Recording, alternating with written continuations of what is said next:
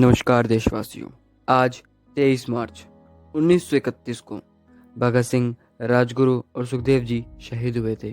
अंग्रेजों ने इन्हें आज ही के दिन फांसी दी थी। इनकी फांसी 12 घंटे बाद यानी 24 मार्च को सुबह 7 बजे होनी थी, पर अंग्रेजों ने इनकी फांसी 23 मार्च को ही शाम 7 बजे कर दी थी।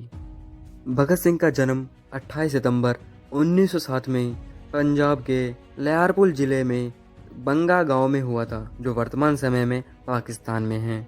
शिवराम हरि राजगुरु का जन्म 24 अगस्त 1908 में महाराष्ट्र के पुणे के पास खेड़ गांव में हुआ था और सुखदेव थापर का जन्म 15 मई 1907 में पंजाब के लुधियाना शहर में हुआ था। इन तीनों की मुलाकात हिंदुस्तान सोशलिस्ट रिपब्लिकन एसोसिएशन में हुआ था, जो कि चंद्रशेखर आज़ाद के नेतृत्व में काम करती थी।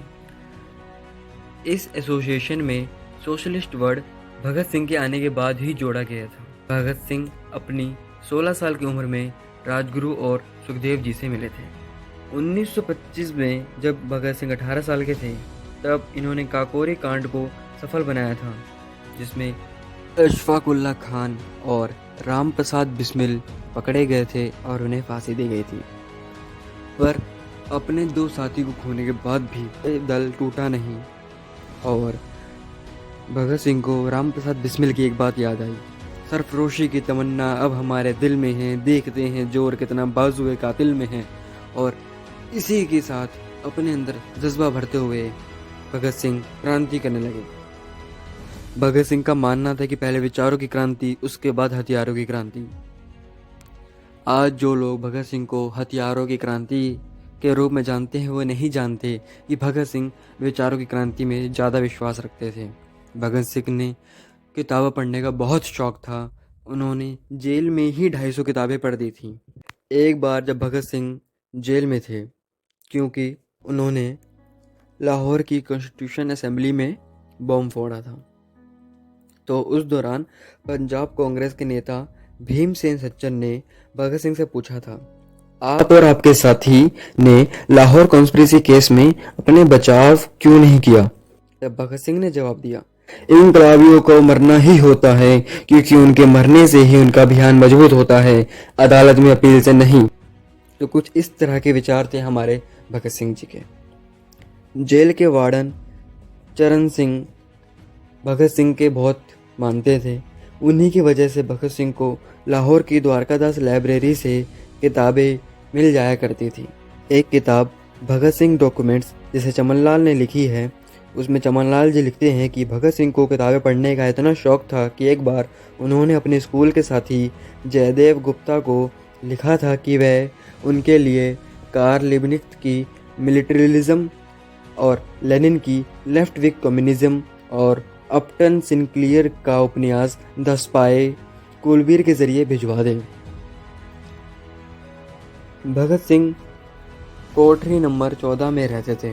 उस कोठरी की साइज बहुत छोटा था और फर्श भी उसकी पक्की ना थी। भगत सिंह की फांसी के 2 घंटे पहले उनके वकील प्राणनाथ मेहता उनसे मिलने आए थे। तब भगत सिंह ने उनसे पूछा, क्या आप मेरी किताब रिवोल्यूशनरी लेनिन लाए हैं या नहीं? जैसे ही मेहता ने वह किताब उन्हें दी, तो वे वहाँ उसे उसी वक्त पढ़ने लगे, जैसे मानो उनके पास समय ना हो। मेहता ने उनसे पूछा, क्या आप देश को कोई संदेश देना चाहते हैं? तब भगत सिंह ने बिना किताब से सर हटाए बोला, केवल 2 संदेश, साम्राज्यवाद मुर्दाबाद और इनकलाब जिंदाबाद। इसके बाद उन्होंने मेहता से कहा कि वह पंडित नेहरू और सुभाष चंद्र बोस को मेरा धन्यवाद पहुंचाते, जिन्होंने मेरे केस में गहरी रुचि ली।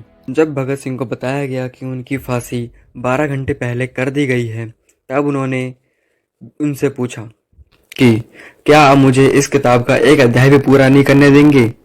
ये वही किताब है जिसे उनके वकील प्राणनाथ मेहता कुछ देर पहले उन्हें देकर गए थे।